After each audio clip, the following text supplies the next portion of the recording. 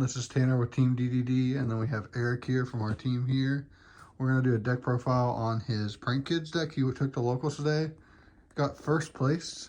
So tell me what you thought about the deck and tell me about the games you played. Like I said, I played Prank Kids, and performed really well. Performed about how I expected it to.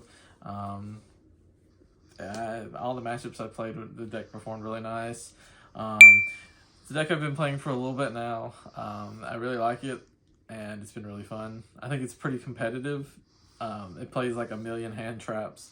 Your deck only needs one card to get the engine started. Mm-hmm. So it can compete with a lot of decks. If they stop your normal summon, you're pretty much screwed.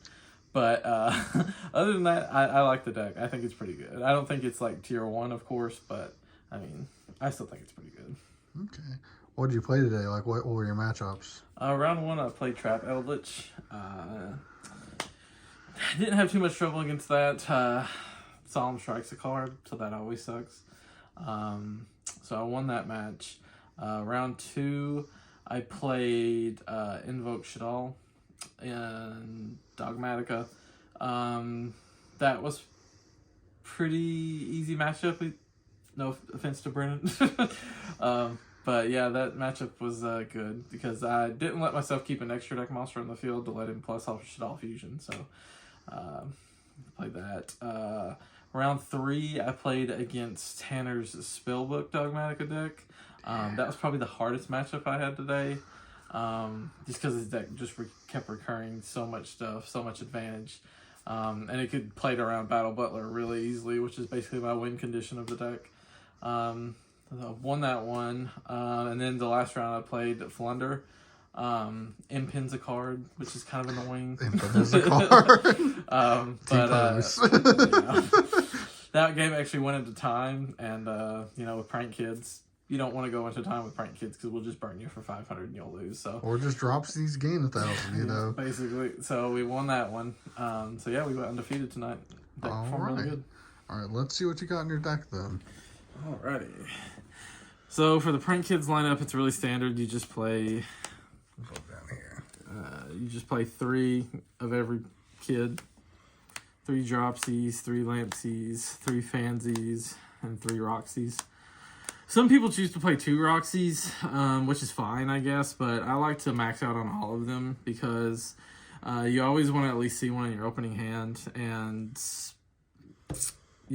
the more you have, the more you're going to see it. Yeah, and it lets you grind better if you have, 3 of every one, so I like to play 3 of each of them. I mean, yeah. And then still following on the Prank Kids engine, we have 3 Place, 3 Pandemonium, which is just the polymerization, a quick play spell card of it, and then 1 Pranks. Some people play 2 Pranks, but I only think 1's necessary. Even if they pop it, you can still recycle it back. So, And then that's all for the Prank Kids cards. And then play 2 Poly, not 3. You only ever need 2. 3's too much. Kind of breaky. Yeah. And then the 1 Thunder Dragon Fusion. I mean, this card's broken, this deck. It's free Battle Butler. I mean, why not play it? You're going to play Verte if you can play it, just to play anything, right? Right, exactly. And then the Terraforming to search the place or another field spell that is in here that you'll see a little bit later. Fun card. Yep. So that's all for basically the Prank Kid engine. You can kind of consider this whole thing right here just one big engine.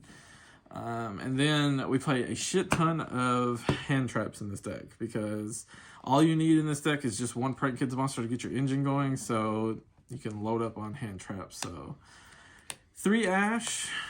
Ash is Ash. Fusion Destiny. Yeah. 3 or excuse me, I think I played is there a 3rd Veiler? It's 2. I guess I only played 2 Veiler. I thought I played 3, but whatever. 2 Veiler. Dodge around, chain blocking, good card. 2 Nibiru. I didn't want to play 3 because not every deck, especially at our locals, is special summon heavy. A lot of people like to play control there. So Nibiru's kind of a dead card, but there's still some people who are Nibiru's a good matchup against that. And some people play Sword Soul sometimes, Bee Trooper. It comes up. Yeah, and when my matchup against Flunder, this actually performed well because, normal summoning 5 times is still, Interesting. Nibiru can still be used against Flunder. And then I play, this is a little weird. I played 2 Ghost Spell and 1 DD Crow. This is supposed to be 3 DD Crow, but I didn't have any other ones, so I figured Ghost Spell would be a good one to play. I would have played 3 instead of these, but... You'll talk about how good that card is. This 1 DD Crow, basically single-handedly won me a match today.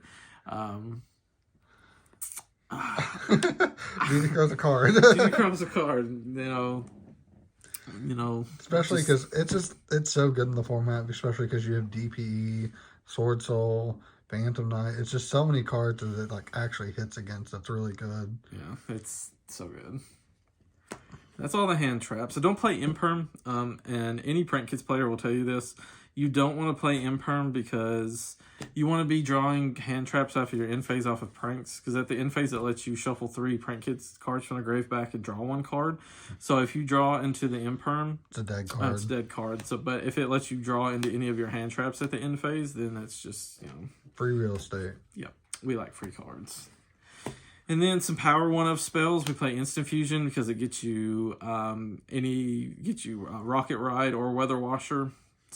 Lets you plus 1,000,000 off of this card. The one Called By, which is... I want this card to go more than 1. I think we all do. The Monster Reborn. This deck can reborn any of your Print Kids monsters. You just have your whole engine going again. If they stop your normal summon, you just bring it back. And yeah. And then, yes, I'm Cancerous, the 1 Mystic Mine. In this deck, you have a loop with Mystic Mine, so it's not playing it just for the sake of being toxic. You actually can loop your opponent and attack them for 1,000 every turn. At least it's just 1. Right. We just play the 1. So if you can deal with this, I have no way of getting it back. So, yeah. And then the last 3 cards in the deck, which are a card that you can play for free because it doesn't stop you at all, is 3 Tikaboo. Every card in this deck is a different type. So it's a good card. Free card is free.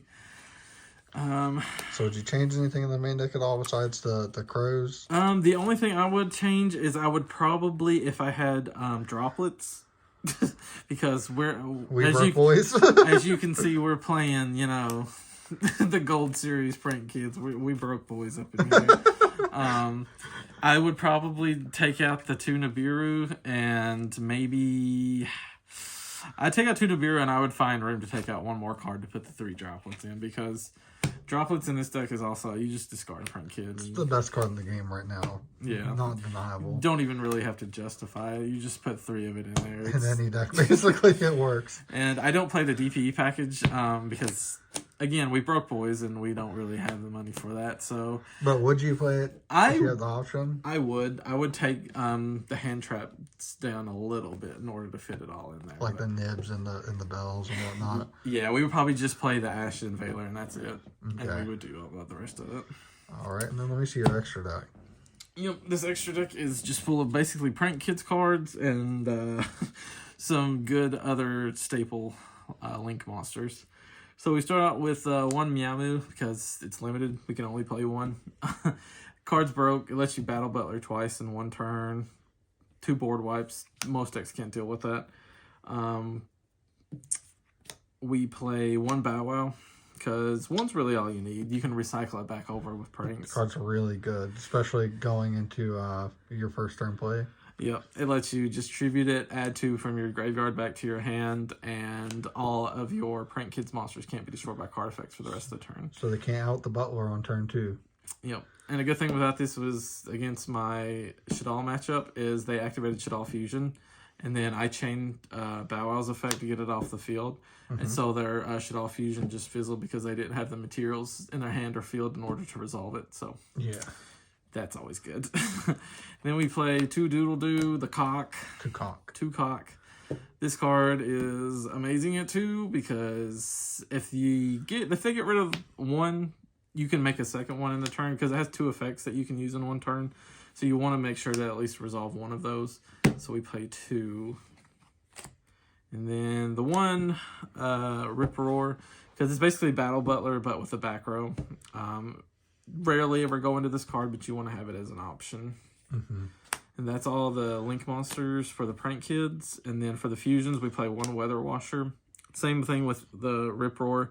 Rarely ever go into it, but you want to have it because it comes up. Yeah, it makes all your Prank Kids to where if they attack, your opponent can't activate cards in response to their attacks. Mm-hmm. So if you need to get some damage in. And then the 2 Rocket Ride. This is probably one of the most important ones because it lets you just get 2 free monsters on the field. Okay. It's always good. Then the man, the myth, the legend. The man of the hour, the Battle Butler. So broke. If this card didn't exist, this deck would not be good.